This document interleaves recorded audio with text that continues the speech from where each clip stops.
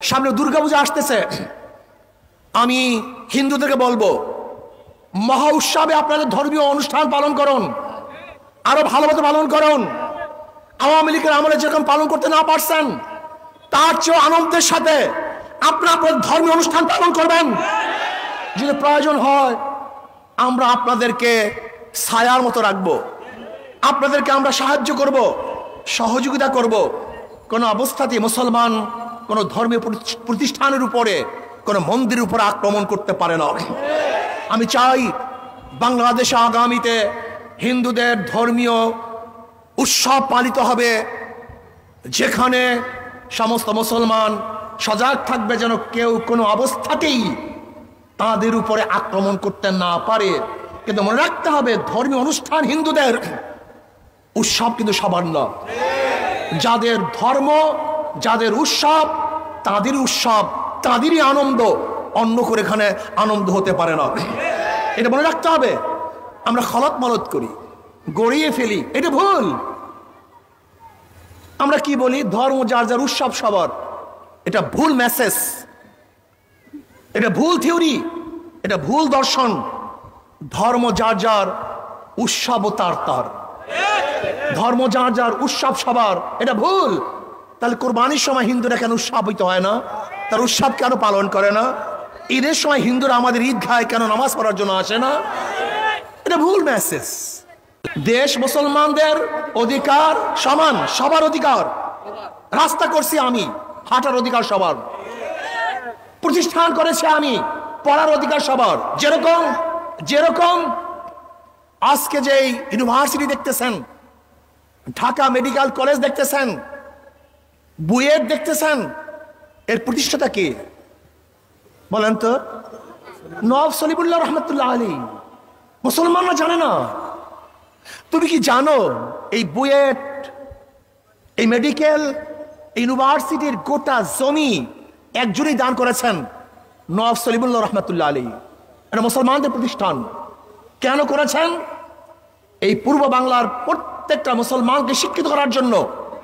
আপনাকে জানেন, তখন ক্যালকাটায় বাংলাদেশে যেন ইউনিভার্সিটি হতে না পারে 41 বার মিটিং হয়েছিল, 41 বার। এমনকি রবি ঠাকুরের নেতৃত্বে গড়াইল মাঠে মিটিং হয়েছিল যেন ঢাকা ইউনিভার্সিটি না হতে পারে। যদি ঢাকা ইউনিভার্সিটি হয় তাই মুসলমানরা শিক্ষিত হয়ে যাবে। না, আমরা ওই মুসলমান যারা সাম্যতে বিশ্বাসী, মেডিকেল করেছি আমরা, বুয়েট আমাদের, ঢাকা ইউনিভার্সিটি আমাদের, কিন্তু পড়ার অধিকার, কথা বলেন না কেন? পড়ার অধিকার সবার। এইটাই আমরা চাই, এইটাই আমাদের সংস্কৃতি, এইটাই মুসলমানদের আদর্শ, এইটাই মুসলমানদের নিয়ম, এইটাই মুসলমানদের চরিত্র। যেরকম দেশ আমাদের, বাঁচার অধিকার সবার। দেশ আমাদের, থাকার অধিকার সবার। দেশ আমাদের, পড়ার অধিকার সবার। দেশ আমাদের, এখানে তাদের ধর্মীয় উৎসব পালন করার অধিকার সবার।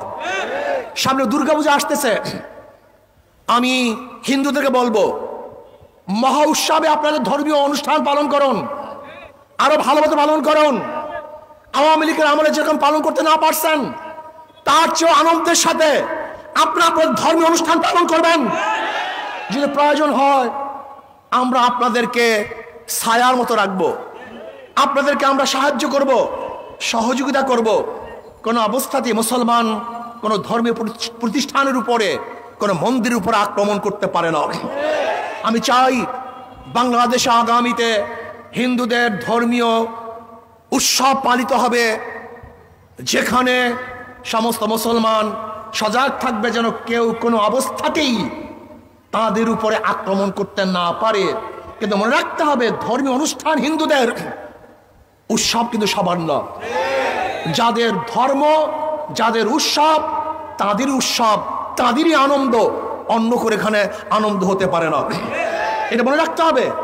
আমরা খলত মলত করি, গড়িয়ে ফেলি, এটা ভুল। আমরা কি বলি, ধর্ম যার যার, উৎসব সবার। এটা ভুল মেসেজ, এটা ভুল থিওরি, এটা ভুল দর্শন। ধর্ম যার যার, উৎসব তার তার। ধর্ম যার যার, উৎসব সবার, এটা ভুল। তাহলে কোরবানির সময় হিন্দুরা কেন উৎসবিত হয় না? তার উৎসব কেন পালন করে না? ঈদের সময় হিন্দুরা আমাদের ঈদগাহে কেন নামাজ পড়ার জন্য আসে না? এটা ভুল মেসেজ। লেকিন নিরাপত্তা থাকতে হবে বাংলাদেশের প্রত্যেকটা নাগরিকের। হিন্দুরা ধর্মীয় উৎসব পালন করবে, আমরা বাংলাদেশের নাগরিক হিসাবে তাদেরকে নিরাপত্তা প্রদান করব। আর কিসের নিরাপত্তা? হিন্দুরা আমান, তারা নিরাপদ। আমি মনে করি হিন্দুদেরকে নিয়ে, সংখ্যালঘুদেরকে নিয়ে যারা রাজনীতি করে তারাই তাদের মন্দিরের উপর আক্রমণ করে, প্রতিমার উপর আক্রমণ করে। কেন মুসলমান, খাঁটি মুসলমান হিন্দুদের প্রতিমার উপরে আক্রমণ করতে পারে না? এটা ভুল।